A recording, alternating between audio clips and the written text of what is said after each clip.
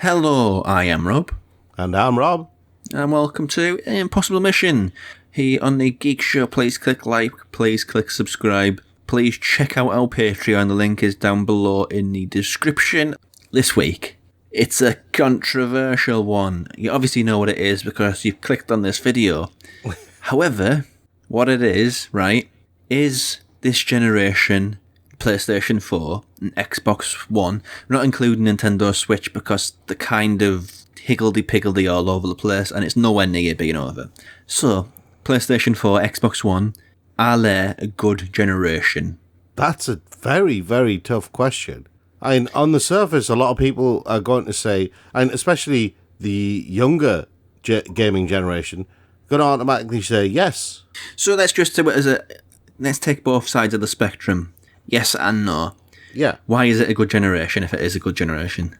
Well, I think in terms of graphical capabilities, in terms of hardware capabilities, in terms of software capabilities, it's really up to the game for a lot of things. Games do not look like they used to before. They become so much more layered, so much more complex. The worlds, the environments they create in games, they feel like actual living, breathing worlds. We've talked plenty about Yakuza, but if anyone gets a chance, I would suggest just walking around a bit in one of the environments in Yakuza, one of the city environments, and just getting a feel for how it feels like a lived-in, actual living, breathing city. Yeah, and the fact that you go there so often, you do feel, the regular haunts, Champion District, and Stardust, and Millennium Tower, and all these places. Yeah, but on the flip side, you've got the open world aspect of games like The Witcher 3 and Dragon Age Inquisition and Grand Theft Auto 5. That's not really this generation. It's every generation. Grand Theft Auto 5. Yeah, you know what I mean. Yeah. But you've got games like that where they come out and they've created this this whole world with its own lore, its own characters, its own storyline, its own narrative based on that world. And it's something that games have been kind of leading to for ages. So yeah, on that front, it's this generation has been really good. Yeah, and there's been some games which have all redefined and defined what they are and what they can do. Like we mentioned this at literally every episode, but I think Marvel's Spider-Man did finally live up to the potential of what a superhero game could be. Yeah. I think you could also say that of Batman. However, with Batman, I think it was always drowned out by collectibles and Riddler missions and all this sort of guff crap. Riddler missions especially.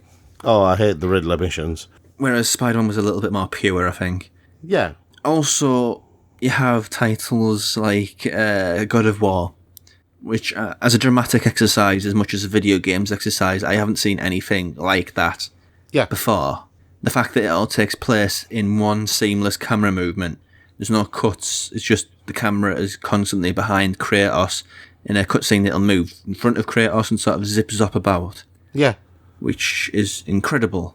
But then you've got games where over the course of the franchise, they've really developed the characters into actual characters that you just want to play as or with.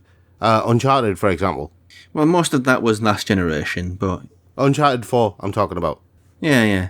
And obviously we know how pretty Uncharted can look, but I think Uncharted 4 was an interesting addition to the series. Yeah, actually giving it closure. Yeah. And the idea of giving a video game closure, I honestly don't believe that was a fit in mainstream console gaming. I don't think that was a thing before this generation of consoles. Yeah, but then also with this generation, you have games where they basically it's like having multiple different types of game all rolled into one game. Like Nier Automata. Yeah, that was quite bold. That I don't think that game hasn't received the credit it's deserved. Yeah, but I mean, you couldn't get that on previous generations. They didn't have the processing power for that. Also, right, Nier Automata, one of the best scores in video game, and I don't like scores in video games. So for me to say that, Yeah. as a proper music nerd, means a lot, I think. Yeah, it does. Means a hell of a lot. Yeah, there's also indie games. Indie games have really rose to the forefront. Yeah. Multiplayer games as well. Well, they've reached like a pinnacle, really, where I think this is the generation where things could become esports almost a ridiculous level. Yeah. Over and over and over again. We saw like an article the other day how there's a world championship for Farming Simulator. The fact that it's just ridiculous even saying it out loud, but the fact that this generation has fostered that sort of industry to grow within video games. Yeah. Like it or not, which I don't like that aspect of video games, but it's not always just about me. The fact that that's been fostered is a great thing. Yeah. I think one of the other things about this generation is it's also the generation where, for the first time, you've had multiple different franchises and multiple different games that have managed to be successfully reinvented, rebooted, reimagined, that sort of thing. They've finally figured out the remake. Yeah. Whereas with previous consoles, I mean, with the PlayStation 3 especially, you had several attempts at remakes and, It wasn't remakes, it was HD remasters. HD remasters and reissues as well. Yeah. Like the Silent Hill one was just atrocious. Yeah. And the HD remaster of Shadow of the Colossus on the PlayStation 3. Yeah. They did a new one, and I've never been a fan of that franchise, that guy. So, as far as I've heard, the Shadow of the Colossus is great, the PS4 one, but not for me. Yeah, but the PlayStation 3 one isn't worth touching. So, inverse. Yes. Xbox One, PS4, has been a bad generation. Why? Because games no longer take risks. How do you mean? Right. I've made the Fallout argument several times. And yeah, much to the point where you'd think you're almost picking on that franchise. It's not that I'm picking on... Well, I kind of am. Picking on that franchise. You and are. The reason it deserves it, considering what it's become. It deserves it. The reason why is because Bethesda have, with their... I mean, part of it is to do with the culture of the world today, right? But I think video games as a medium, it's a creative medium. It's an artistic medium. And because it's creative and artistic, video games should be exploring things that maybe people don't want to talk about. Maybe people just want to bury their heads in the sand. The original two Fallout games put you in positions where you wouldn't normally be in normal life, you know? They put you on the darker side of society in a way that Grand Theft Auto doesn't even do, right? Nah. Grand Theft Auto used to have like a sense of danger about it, but I think that's... It's all cashed in for the online game, which just makes the money hand over fist. But the thing is, Grand Theft Auto is a very safe game, right? And by safe, I mean that even a company like Rockstar will... Its story isn't safe. I mean, it had like... It's not this generation, but the last one had a torture scene, which was supremely controversial for all the right reasons. Yeah, supremely controversial. And then you've got the hunting and stuff in Red Dead Redemption. Yeah. I agree. There are aspects of it that are supremely controversial. But compare that to games like the original two Fallout games, where you could literally, you could run drugs, become involved in slavery, run your own bordellos. You could literally become an underworld kingpin by your own volition. You weren't pressed into this. You weren't coerced into this through the story. Nobody forced you to do it. You did it because you wanted to. Yeah. Okay, we won't get too stuck on that because there's lots of points to bring up. Yeah, but I mean, games have lost that edge, that cutting edge that they had during the 80s, 90s, and early noughties. They've lost that. They've lost that sharp focus that brought into detail aspects of human nature. For example, you only see those in indie games now. The fact that it's the biggest industry on the planet. Yeah. Quite entertainment industry, anyway. Yeah, but I mean, let me ask you a question, right? Why is it that I can't, if I want to play as, say, a blind character, right? Why can't I find that in a AAA game? Why don't AAA games take a look at what life would be like for someone who's blind? Well, we don't want to repeat too many points of the previous episode that we just did, so yeah. I'm just bringing up Beyond Eyes as just, it's there. It's an indie game, though. Yeah, the big elephant in the room are the business practices. The business practices have been absolutely repugnant. Yeah. With EA and Ubisoft basically charging $60 for a game and then throwing it full of microtransactions and targeting vulnerable people. And all of the advertisements as well that are in-game as well on a game that you've paid £60 for. The corporate practices of AAA. I can't say it. Jim Sterling has it's hard to say. He's got a line of work that really goes well for him. Tripleapilism or something. Yeah, AAA capitalism. He's kind of mashed those two things together. Is just repugnant and vile. Frankly, is it something like Catrapalism? I don't know. Let's not get stuck on that because I'll never get it unless I watch it, and I'm not doing that in the middle of the episode. I was going to say I was going to try capitripalism. Yes. Also, another point is there's not been as many classics as you think there are. Yeah. When you search best PlayStation 4 games, guarantee you every single time, Last of Us Part 2 is one. Last of Us Remastered is another. Well, that's another thing besides the point. God of War. Yep. Spider-Man. Yep. Bloodborne. Yep. Horizon Zero Dawn. Yep. Do you want to try a few more? Because they're the most obvious games. They are literally the most obvious games that you. It's like someone put a checkbox next to the games that everybody is supposed to like on this console. Said, yeah, these are the best games on the console. But these are the games that everyone's supposed to like. The point is, there's just... These games have incredible production values, incredible stories, incredible action, incredible gameplay systems, but they're putting all of their eggs into very small baskets. Yeah. And... Which leads me to the next point. All of those baskets are third-person action-adventure baskets. Oh, yeah.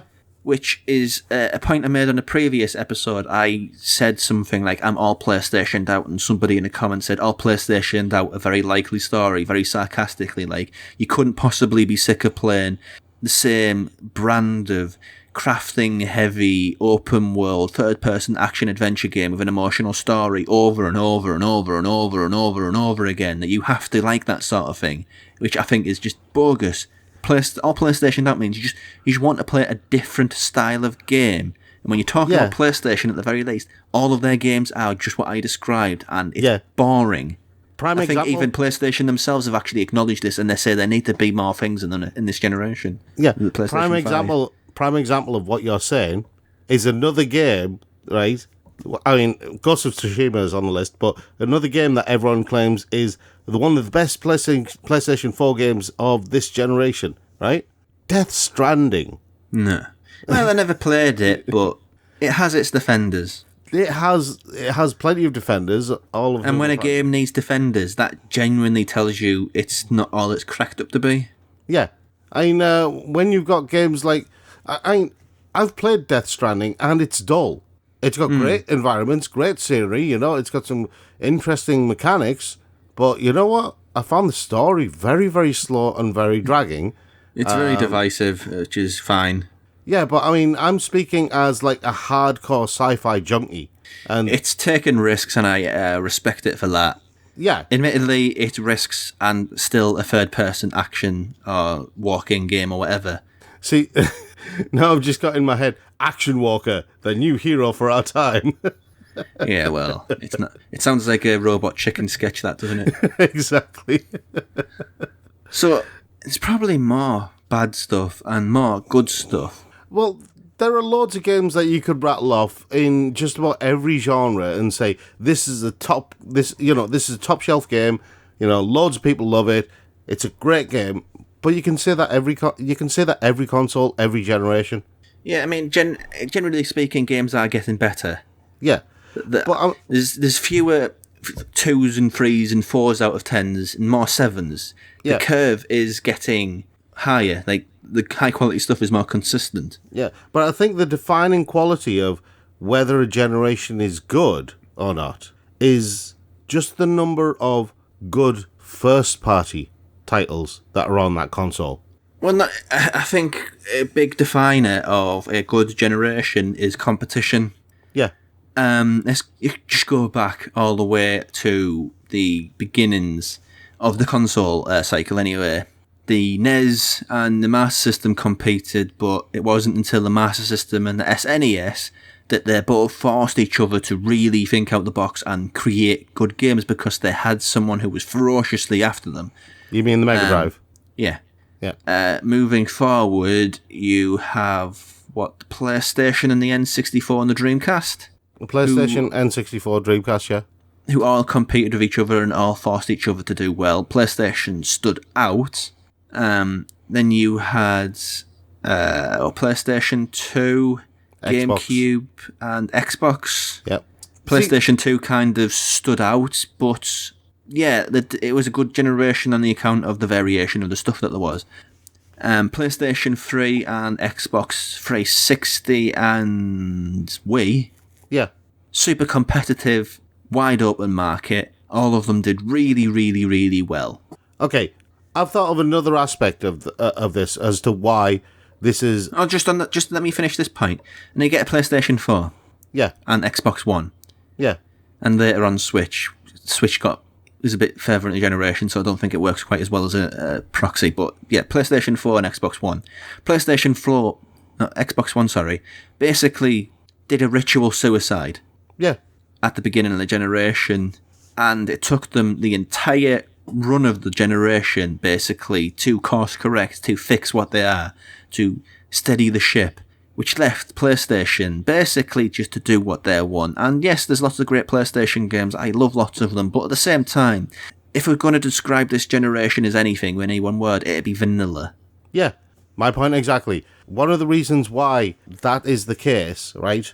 So you mentioned the PlayStation 2, you had to mention the PlayStation 2, and that brought me back to certain games on the PlayStation 2, and I've been racking my brains trying to think of the PlayStation 4 equivalents of those games, and I can come up with games like Resident Evil, maybe Outlast, games like that. But well, the thing about this generation, just on that point, so many genres were dead this generation, which again is not positive. Yeah. I mean, what was it? The Darkness Within was another one. About halfway in, the survival horror sort of came back to life. But that first half, it was kind of just Yeah, but there's an aspect of survival horror that the Evil Within was the best we got. But yeah, go on. Yeah, the Evil Within. But there's an aspect of survival horror that I just don't see on the PlayStation 4 now, and that's games like Project Zero, Kuon, Forbidden Siren. Where are they? Risky Japanese projects and the Japanese industry, again, is another aspect of why this isn't a great generation. The Japanese industry is not what it used to be. Yeah. The Japanese industry used to be... Video games wouldn't be a thing without Japan. Like, console games wouldn't be a thing without Japan. Nintendo basically if you've watched the High Score documentary, as it points out, Nintendo basically saved video gaming. Yeah. Because Atari burned the whole bloody industry down. Well, they saved console gaming. Yes, that's what I'm going to be specific console here. Gaming. It's entirely console gaming, but this is the point that we're talking on here. Yeah, it's one of my bugbears when people say Nintendo saved video gaming. Like, yeah, but you can't really say generations when you talk about PC, can you? Because it's kind of meaningless. You can when you talk about things like the Commodore 64, Commodore Amiga. But we're not. We're talking about console gaming. Because nobody does. But yeah, Nintendo saved console gaming. So without Japan, I don't think it'd be a thing. Sony, totally a Japanese production. Yeah. But now, most video games are American. Yeah. Very, very westernized gaming. Which is one of the sad fact is that's one of the reasons why it's so vanilla now, and why everything is so safe, and why modern video games have lost their edge. Yeah, I mean, looking at Japanese games, there's like Final Fantasy, weird JRPGs, anime fighters, Yakuza, not much else really. It's kind of a barren wasteland compared to what it used to be. Final Fantasy Remake, right? didn't really do anything other than add a convoluted story that was set in an alternate timeline, and spoilers if anyone hasn't played it. And add a guy who wants to totally sex a bike. Yeah. And that's another thing I can credit to Jim Sterling. I've not played it, and that's what he said. So I'm taking it as gospel in this case. But that's the thing. Even when you get games that are supposed to be like super, super, super Japanese in their approach, they're very, very vanilla. Which is one of the reasons why the new Final Fantasy game trailer, it got me a little bit fluttered. I was thinking, is this a Dark Souls game? Is Final Fantasy trying to be Dark Souls? And no, it's not. There's another Japanese franchise that there is, Dark Souls, the Soulspawn. But yeah, this looks good. This looks really good. This is what Final Fantasy used to be like. And that whole idea where the guy basically, you see him young, but then you see his face that he's older, and he just says, "I'll kill you." And that's it. You're like, oh, revenge trip. But I think, personally, let's just sort of surmise opinions. We've kind of given a good account of what this generation is, and it's, on one end, it's better than it's ever been. Yeah. And on the other, for me, it's the worst it's been since the Mega Drive SNES era. Because I genuinely... there's games that I've liked a great deal, but most of them, I wouldn't write home about any of them. I think they're kind of generic, and the problem is it's that ubiquitous third-person action-adventure thing, which has really soured me on this generation. Yeah, or the first-person shooter aspect where you run around and there's no actual depth to it, there's no substance to it, it's just the majority of the game is run around shooting stuff in first person. Yeah. But I don't think it's been a good generation. I'm really sorry to report. I could just as easily, if I was in a better mood, say this has been a great generation. But yeah, I mean, you're gonna get people. You're gonna get people who obviously throw out games from like the PlayStation 3 era, like Skyrim and stuff like that, saying, "Oh, that also came out on the PS4." But I'll be honest, it was a PlayStation 3 and Xbox 360 game. Yeah. And the PlayStation 3, it was... I would actually say the PlayStation 3 was a better generation than this one. Yeah, it was, yeah. There was more risk-taking, and there was more interesting games, and there was more new franchises being pushed out. Yeah. In terms of generations, I'd have to say the PlayStation 1 era, that overlapped with the SNES and the NES, I'd say that was the best generation so far. Oh, yeah, without a shadow of a doubt. Just the invention. It was basically just fun games, interesting games, different games from all over the world and all over the map. After that, I'd say PlayStation 2 era, Xbox, PlayStation 2, GameCube and Wii kind of overlapping because Nintendo does that weird thing where they don't release consoles at the same time as Sony. Yeah, and they just kind of wing it, so that's fine. But it's like halfway through the cycle of console releases, they'll release their own console. Yeah, and please don't give us your angry beef in the comments below, because we know this is a controversial opinion. There's no way to do an episode called "Is the PlayStation 4 Xbox One generation a good generation?" without annoying some people. And again, the clue's in the title and the tagline of our show. Impossible mission. It's impossible to talk about video games without pissing someone off. Yeah. But after the PlayStation 2, see, this is going to be controversial. Right? I would say that the NES Master System era of gaming, and by that I'm not just talking about console, I'm talking about just across the board, was actually better than the PlayStation 3 era. Okay. In terms of creativity and development. Well, you have more of like a solid memory. My memories of that era are kind of just haze of youth. Yeah. But only just, I'd say. I'd say it's a very close call between those two generations. And then PlayStation 4 is kind of bottom of the pile. And I'm not saying PlayStation 4 is a bad generation. It's just, it's not memorable. It's got memorable moments, memorable bits, memorable parts. But as a whole, not really. Been kind of weak sauce, Rob. Yeah, it has. It's been kind of like barbecue sauce and you get it home and it's basically just brown sauce. That's what it is. It tastes of brown.